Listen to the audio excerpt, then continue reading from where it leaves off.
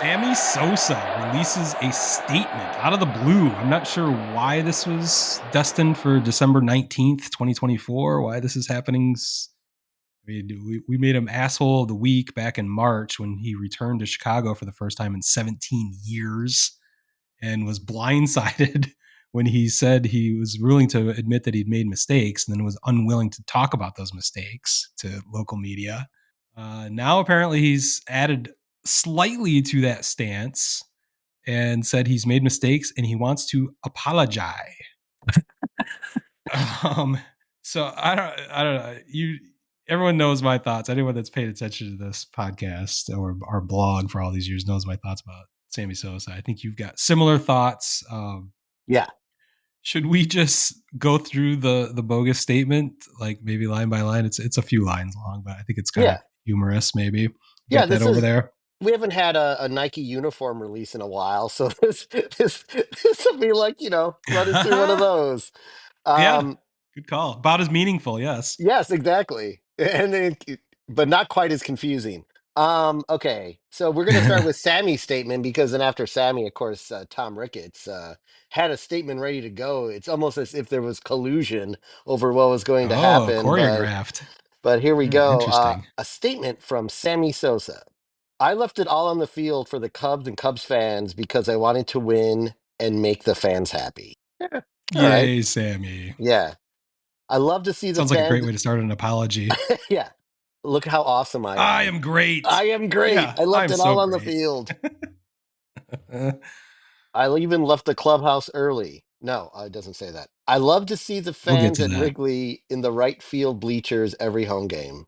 Yippee. I was sitting in those right field bleachers many times. I was not as scornful then as events have played out over time. I'm much angrier at Sammy, of course, but sorry, go ahead. No, no, you don't. I feel like we should comment, you or I, Okay. on each of Yeah, these let's do that. sentences. I understand why some players in my era don't always get the recognition that our stats deserve. So Huh. again, he understands, and yet he's like, "Fuck you, give us our recognition." Like, what does that mean? I understand. Like, I fine, mean, fine. it's saying I did steroids without saying I did steroids, which he Yeah. refuses to say, which Yep. is disastrous in this He whole made thing. mistakes. Yeah, We're getting to that. mistakes were made. There were times I did whatever I could to recover from injuries, including in. Mm. Uh, oh wait, there's special ink underneath here, including inject my body with steroids in an Yeah, effort he's to keep my strength up to perform over 162 games. I never broke my that's that. Let's break it down right there. That's not. That's accurate. just excuses. I mean, that's excuses for why. I mean, that's fine. Sorry, I'll keep. Let's just keep going. I never broke any laws, but in Yes, hindsight, I made mistakes and I apologize. I love that actually. The never broken any laws, and that's kind of your point. And I've adopted your stance about steroids in general and the Hall of Fame specifically. Is like, Yes. well, those guys weren't actually cheating when it comes down to it because there's no fucking rule against steroids at the time because Bud Selig was such a pansy Yeah. and never actually wrote the rule until 2005 it finally went in effect. Yeah. I mean, let's be honest. And I've said it on this podcast before. 1998 rejuvenated and kind of saved baseball. It's thanks to steroids. Yeah, So absolutely. baseball owes a lot to It got me not back into having a rule. baseball. Yeah. This is part why I'm pissed off because I was a baseball fan when I was a kid, up through the late 80s. The Tigers were 84 champs. They were in the playoffs in 87. I went to college in the early 90s and I kind of lost track of baseball because there was a lot of other much more fun shit going on all throughout my 90s and college years.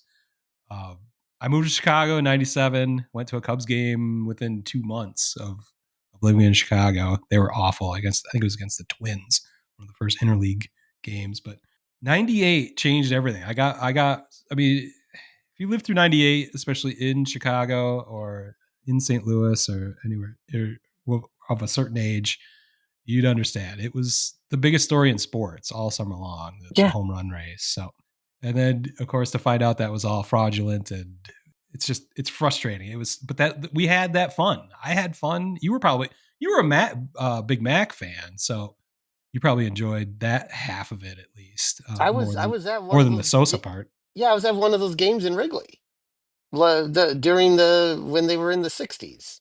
Yeah, I Uh, forgot about that. and my dad hated the Cubs, which is where Yeah, my oh yeah. where my hatred for the Cubs comes I would from. say He there's some n- shaping there. he never wanted to go to Wrigley, yet we went to Wrigley twice that summer because of that. And Yeah, if that does not sum that up yeah, in it sums it all up to me right there. My that dad did says it not all. step foot. He stepped foot in that park for the first time in his what was he like? Let's see, It'd he was in be his like early 60s, like late 50s, early 60s. First time he stepped in that park was for this home run race. yeah, So there you go. yeah. And then just to find out what we all learned. So there's a sense of betrayal. Again, uh, it's there's ambivalence on my part and yours, where it's phony, but there was no rule against it. So technically, he was not cheating. The interesting thing, though, he specifically said he never broke any laws. And correct me if I'm wrong, but aren't steroids illegal in the country, even though they're not illegal? They weren't like ruled against in Major League Baseball. It's still an illegal. I don't know if it's a narcotic is the right term or what that is, but it's not. It was not a legal drug to have Yeah, it's whatever he not was it. using. So, Yeah, you need to have a prescription for it. It needs to be steroids are legal if prescribed by a doctor, but these were just well, I don't think illegal. that, yeah, it's. I guess we can parse that, but Yeah, but you know what? Yeah, for medical reasons, not it's for enhancing your body. it's So, just interesting that he said he never broke any laws, and I'm not yeah, sure that's even true. But if he had said I never broke any major league rules, well, I that's not even agree. true. That part would be true for the steroids because it wasn't a rule. But he did cork his fucking bat, which was Mm, another phony moment of his life. Who knows how long he was corking his bat in addition to doing all the steroids and everything else. So I don't know. I feel like I've spent too much time talking about this asshole. But the last part of that sentence was I made mistakes, mistakes and and I I apologize. So that's the only difference from his public stance from March. He just never, he said he made mistakes back in March when he was here, but he just never said what they were. He still isn't saying what they were, but he added the term apologize. So whatever that means. Is there anything interesting in the rest of what he no, said? it's more about how great he was. Uh, he worked really hard in the. I'm going to summarize. He worked really hard in the batting cage to become a great hitter. Yeah, I Cubs am fans are the great. best fans in the world. Yeah, I hope thank we you. can move together. Move. I hope we can come together again and move forward. We can't change the past. I'll read the last sentence. We can't change the past, but the future is bright. In my heart, I've always been a Cub, and I can't wait to see Cub fans again. Thanks, Sammy. All right. My whole stance is I'd rather never hear his name or see him ever again. I was just hoping he would go away. It's just such a tedious topic, and now we're doing a fucking emergency podcast about him. We're going to talk about him when he's at CubsCon shortly because that's what this is all about. It's a Cubs con, all right. Yeah, that's why I love they. It's no longer. They subtly changed the name of Cubs Convention to CubsCon, which I joyously approve of. So I it's just frustrating. It's such a non it just should be such a non-story. Um I just we've gone over the laundry list of my problems and most people's problems with Sammy. Yeah, Abandoning his teammates at the end of 2004. The boombox that everyone hated. His teammates hated him. He left a game early. yeah, My favorite part, and I've said this many, so my favorite part, maybe in Cubs history, is the Cubs release after Sammy denied that he left game 162 early, which I was attending actually. He left in the fourth inning. He denied that, to which the Cubs released timestamp video footage of him in the parking lot, proving that he did leave the game so that they would go to such lengths to prove him a liar just right. tells you what a piece of shit he was. How anyone he was around at the time thought he was an asshole. So it's not just me. I am an asshole, but there's lots of empirical evidence to prove he is an asshole. So you've got along those same asshole lines, you've got a statement from Tom Ricketts there Yes. replying to this. So Yeah. Much, much shorter. two paragraphs or four sentences. Um, we appreciate Sammy releasing a statement and for reaching out. No one played harder or wanted to win more. Nobody's perfect, but we never doubted his passion for the game and the Cubs. Okay. So it's been it's been announced subsequently that he will be they've accepted him back into the fold and he will Yes, be attending that's the second part of CubsCon. this. Okay. Oh, is that still in the Yeah, statement? yeah, yeah. Oh, sorry. Go ahead. It is an understatement to say that Sammy is a fan favorite. We plan on inviting him to the There we 2025 go. Cubs convention, and while it is short notice, we hope he can attend. Even though he probably was told about it weeks ago, we already ready to move forward together. So Well, that's a. I mean, in simplest terms, they're going to sell CubsCon out, even though it wasn't. Probably was already, but it's going to be the biggest story in Chicago throughout the winter.